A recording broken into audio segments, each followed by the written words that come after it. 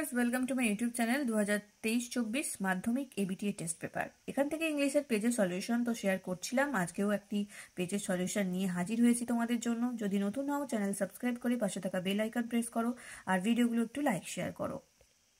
আজ আমি তোমাদের জন্য 496 নম্বর পেজের আনসিনটা নিয়ে এসেছি। এর আগে যতগুলো পেজ আছে সবগুলো আমি কমপ্লিট করে দিয়েছি। প্রত্যেকটা পেজে সিন, আনসিন, গ্রামার, রাইটিং সব করানো আছে। এই ভিডিও ডিসক্রিপশন বক্সে প্লে লিস্টের লিঙ্ক দিয়ে রেখেছি, সেখান থেকে তোমরা আগের পেজের ভিডিওগুলো দেখে নাও। 498 নম্বর পেজে আনসিন পোর্শনটা আছে। প্রথমে আনসিন পড়ে মানে বলবো, তারপরে প্রশ্ন করাবো। দেখো, The Elephant Whisperers, a documentary short film of Kartiki Gonsalves and Gunit Monga, has won the 95th Academy Awards Best Documentary Short. তাহলে বেস্ট ডকুমেন্টারি শর্ট হিসাবে 95তম একাডেমি পুরস্কার পেয়েছে এই গনসালভিস আর গুনিত মংরার একটি শর্ট ফিল্ম, যেটা নাম হচ্ছে the elephant whisperers. The 41-minute short, which was produced by Achin Jain and Gunit Monga, centers on a Tamil Nadu family who adopts two orphaned baby elephants from Modumalai Tiger Reserve.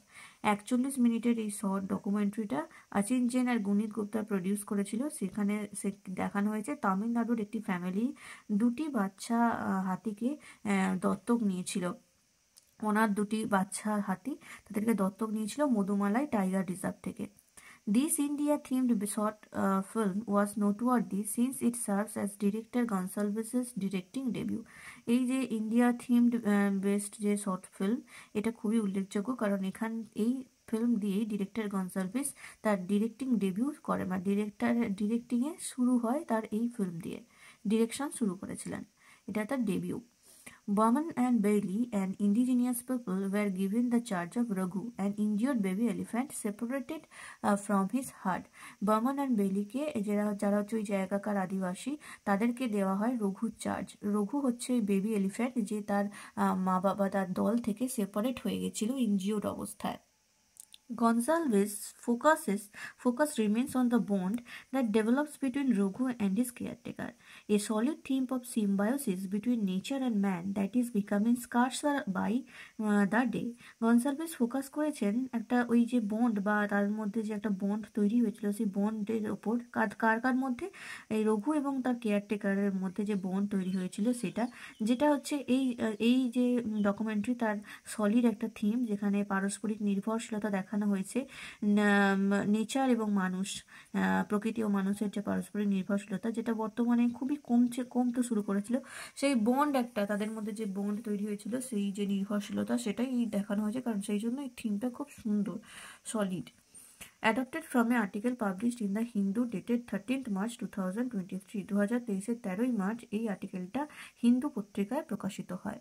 আশা করি বোঝাতে পেরেছি বাংলা মানেটা। চলে আসবো প্রশ্নে। The Elephant Whispers is a documentary short film of Kartiki Gonsalves, Gunit Monga, neither of them, both of them. এই যে elephant whispers, এটা ডকুমেন্টারি শর্ট ফিল্ম। কার? এটা দুজনেরই, গুনিত মঙ্গা এবং কার্তিক গনসালভেস। তাহলে অপশন ডি হয়ে যাবে সঠিক উত্তর, both of them. The film was won by, এই ফিল্মটা কি পুরস্কার পেয়েছিল? ভারতরত্ন অ্যাওয়ার্ড, বা পদ্মভূষণ অ্যাওয়ার্ড, একাডেমি অ্যাওয়ার্ড, না বঙ্গভূষণ অ্যাওয়ার্ড? একাডেমিক অ্যাওয়ার্ড পেয়েছিল, তাহলে এটা হবে option C, academy award. The producer of the film, এই ফিল্মের প্রডিউসার কে? Kartiki Gonsalves, Achin Jain and Guneet Monga, Bomman and Bellie. কে? আচিন জেন অ্যান্ড গুনিত মঙ্গা প্রডিউসার, তাহলে অপশন বি হবে সঠিক উত্তর। The duration of the film is, এই ফিল্মের ডিউরেশন কতক্ষণের ফিল্ম ছিল? Half an hour, less than half an hour, quarter of a half hour, more than half an hour. Half an আওয়ারের থেকে বেশি, 41 মিনিটের, তাহলে হাফ অ্যান আওয়ারের থেকে বেশি, option D. The parents of the adopted baby elephant were, baby এলিফ্যান্টের যে পেরেন্টরা, মা বাবা, সে তারা কি হয়েছিল? ডেড, নট মেনশনড, এইলিং, না ইমপ্রেজেন্ট? তার বাবা মার কথা এখানে বলা হয়নি, নট মেনশন, বেবি এলিফ্যান্টের বাবা মার কথা বলা হয়নি, তাহলে এটা হয়ে যাবে অপশন বি, নট মেনশনড। তারপর হচ্ছে as a director it is Gonsalves's first film, second film, third film, fourth film? Director হিসাবে এটা গনসালভেসের প্রথম, কারণ এটা ডেবিউ ছিল, তো তাহলে অপশন এ হয়ে যাবে সঠিক উত্তর।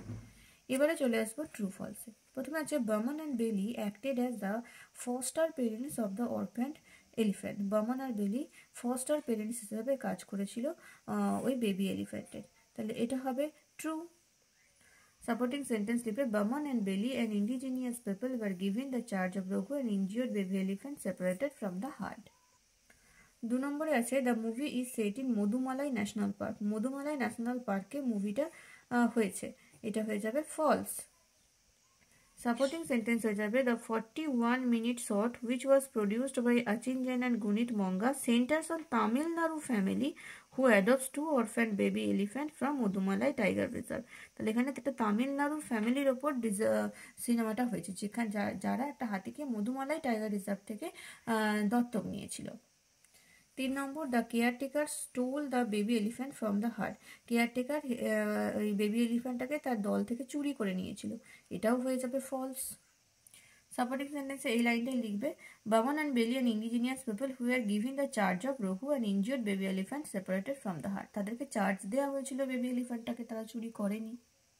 এবারে চলে আসবো আমরা সি এর দাগের প্রশ্নে। 1 নম্বর প্রশ্ন why does the film deserve attention. কেন এই ফিল্মটা অ্যাটেনশন দাবি করে? উত্তর লিখবে the film deserves attention because it serves as director Gonsalves's directing debut. কারণ এটা ডিরেক্টর গনজালভেসের ডিরেক্টিং ডেবিউ ছিল। এছাড়াও তোমরা লিখতে পারো যে এটা একাডেমি অ্যাওয়ার্ড পেয়েছিল, 95th একাডেমি অ্যাওয়ার্ড পেয়েছিল, তার জন্য এটা মনোযোগ আকর্ষণ বা দৃষ্টি আকর্ষণ করে। ঠিক আছে, এটা জুড়ে দেবে, হ্যাঁ, যে এটা 95th একাডেমি অ্যাওয়ার্ড পেয়েছিল। পরেরটা দেখো what becomes the theme of the documentary. ডকুমেন্টারির থিম কী ছিল? উত্তর হয়ে যাবে the symbiosis between nature and man that is becoming scarcer by the day becomes the theme of the documentary. তাহলে বলা হয়েছে যে মানুষ এবং প্রকৃতির দুজনের মধ্যে যে নির্ভরশীলতা, পারস্পরিক সম্পর্ক, যেটা বর্তমানে খুবই কমে গেছে, তো সেটাই ছিল এই যে ডকুমেন্টারি, সেটা থিম। পরেরটা who were giving the charge of Raghu. রঘুর চার্জ কাদের উপর দেওয়া হয়েছিল? উত্তর হবে Bomman and Bellie and indigenous couple were giving the charge of Raghu.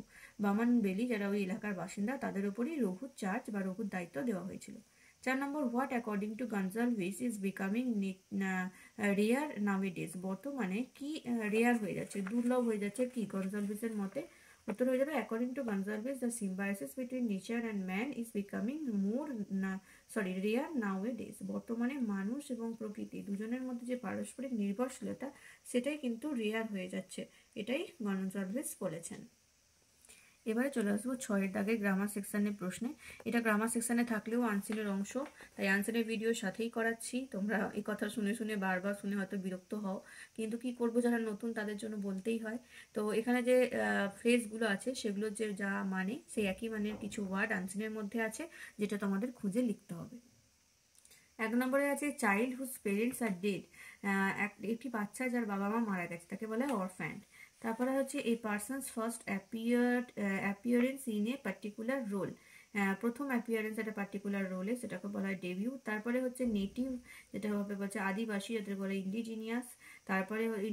তারপরে হচ্ছে এ মিউচুয়ালি বেনিফিশিয়াল রিলেশনশিপ, এটা হয়ে যাবে সিম্বায়োসিস, পারস্পরিক নির্ভরশীলতার সম্পর্ক।